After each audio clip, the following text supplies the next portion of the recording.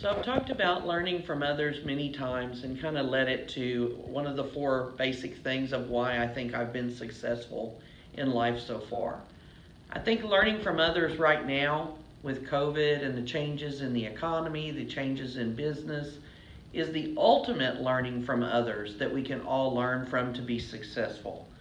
I have been extremely impressed with restaurants adapting the way they have. We've seen people who didn't have a drive-through suddenly put in a drive-through. They have done amazing jobs on social media groups, advertising. They've taken something that was a true negative and turned it into a way to survive. And some of them may make it permanent when this is over with their to-go service, their curbside, and some of the other things they've done. So I think they're just one example of many businesses that I think we can pay attention to and learn from the way they have adapted to these changes. I think another thing in learning from others is how the states have classified essential and non-essential businesses. This is a good learning opportunity to see if you're in the field that you really feel comfortable in. People who like to take a little risk, maybe it's okay that they're in a non-essential business. But if that's one of the things that's really stressing you out right now, maybe you should consider a career change. This is another learning from others where you can make decisions about your livelihood, about your career, about your future that will make you more comfortable, more happy, and more successful. I think from my world, I think a lot of businesses have figured out with some of the things like how to apply, how the accounting work can be done to apply for some of these loans, that maybe the way their business is set up is not the ideal way. I seem to be getting more people who seem to understand that setting up a business as an LLC versus a sole proprietorship may have many benefits other than just protection. Some of the businesses that as they ramp up have had to make decisions.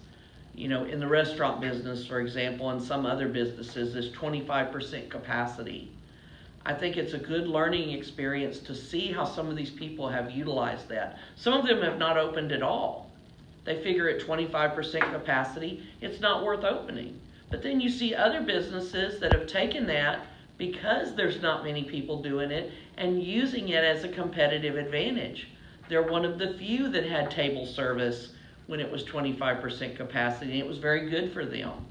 So a lot of businesses have done a good job of making clients feel comfortable, using social media, putting things out there, sending emails to their customer base about all the steps they're taking to protect their clients and their customers, making things easy for them to text when they arrive at their salons so that they can come to their car to bring the people in, so that they can be assured that every station has been cleaned. I think this learning from others, we need to be paying attention to the steps that all these people are doing.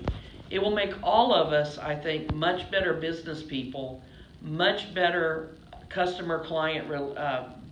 business client relations if we pay attention to that.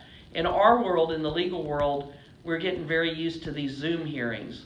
Lots of attorneys, and I think some of the judges don't necessarily like them, but it may be a wave of the future where we have clients that, for disability reasons, can't make it into the courthouse. This may be a wave of the future that we should consider using, again, to help our clients. I had a very good experience with the PPP loan process. I think some people didn't. I think, again, there's a learning opportunity here to be able to learn from others. How did yours go smooth? Why did it go smooth? And maybe employ some of those tactics.